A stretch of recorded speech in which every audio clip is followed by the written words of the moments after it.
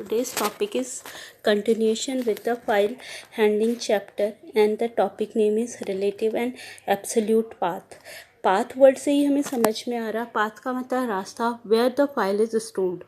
Path का meaning होता है, अगर हम बेसिकली कंप्यूटर की बात करें तो path is a name of folder या name of directory in which we store the files. और जब भी हम फाइल को एक्सेस करेंगे तो हम उस फोल्डर्स में या उस डायरेक्टरी में जाके उसको एक्सेस करते हैं. अब दो तरीके के पाथ होते हैं. First one is a relative and second one is a absolute path. Relative जो पाथ होता है उसमें करंट डायरेक्टरी से स्टार्ट होता है, और जो एब्सोल्यूट पाथ होता है वो टॉप मोस्ट डायरेक्टरी.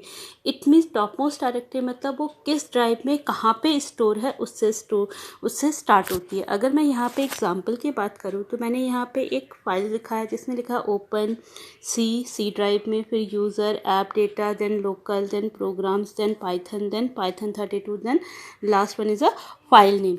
तो इसका मतलब है कि अगर मैं इस फाइल को test.txt को अगर मुझे कभी ओपन करना है तो मुझे इतने सारे फोल्डर्स के अंदर जाना होगा जिसमें टॉप मोस्ट डायरेक्टरी हमारी सी ड्राइव है. तो इसको क्या कहा जाएगा? Absolute path. Whereas in relative path हमने देखते हैं, हम बहुत सारे प्रोग्राम में हम लिख रहे हैं F is equals to open test.txt. इसका मतलब कि जहाँ पे पाइथन करंटली स्टोर है हमारी फाइल भी वहीं पे स्टोर है. तो यहाँ पे हमने इसको विदाउट नेम रेफरेंस किया है, तो इसको क्या कहा जाएगा? Relative path. It is a relative path. Next is topic is standard file stream. Standard file stream का मतलब क्या होता है कि जैसे हम फाइल ऑब्जेक्ट के साथ काम करते हैं वैसे ही हम इनपुट आउटपुट के लिए standard input output devices perform करती है हमारे इनपुट आउटपुट ऑपरेशन के लिए. पाइथन में हम देख रहे हैं कि अगर हम इनपुट आउटपुट ऑपरेशन परफॉर्म कर रहे हैं, अगर इनपुट कर रहे हैं तो हम इनपुट फंक्शन का यूज़ कर रहे हैं, अगर हम आउटपुट ले रहे हैं तो प्रिंट आउटपुट डिस्प्ले कर रहे हैं तो प्रिंट कमांड का यूज़ कर रहे हैं. तो बेसिकली हम स्टैंडर्ड फाइल स्ट्रीम्स का हम यूज़ नहीं करते हैं, लेकिन फिर भी हमें पता होनी चाहिए कि हमारी जो इनपुट आउटपुट स्ट्रीम ऑब्जेक्ट हैं वो क्या हैं. पहला जो स्ट्रीम ऑब्जेक्ट है वो क्या है हमारा? स्टैंडर्ड इनपुट स्ट्रीम, सेकेंड है standard output stream and third one standard error stream. अगर हमें इसको यूज़ करना है तो हमें सबसे पहले क्या लिखना होगा? प्रिंट की इनपुट की जगह हम लिखेंगे sys.sdn. इसका मतलब वो sys नाम के मॉड्यूल में है.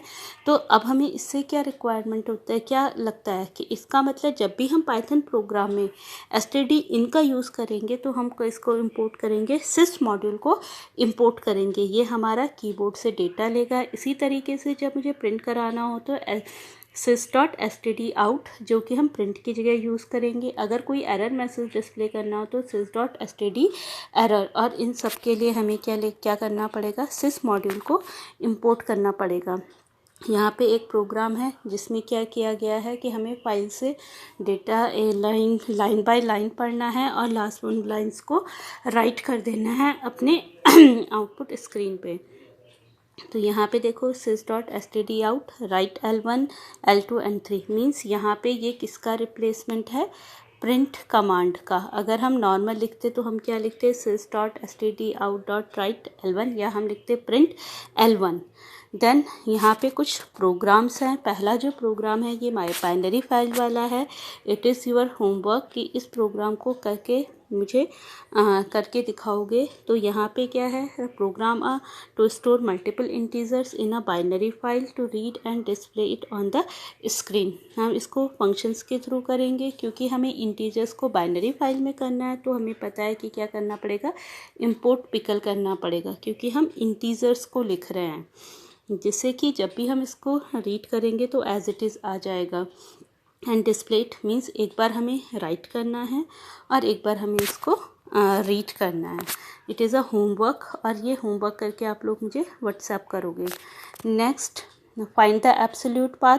जब भी हमें किसी कंप्यूटर के एब्सोल्यूट पाथ को देखना है कि मेरी डायरेक्टरी कहाँ पे है तो हम किसको इंपोर्ट करेंगे? OS को इंपोर्ट करेंगे और क्या लिख देंगे? Current working directory OS is equals to get CWD जो हमारी करंट वर्किंग डायरेक्टरी को डिस्प्ले कर देगा कि यहाँ पे स्टोर है.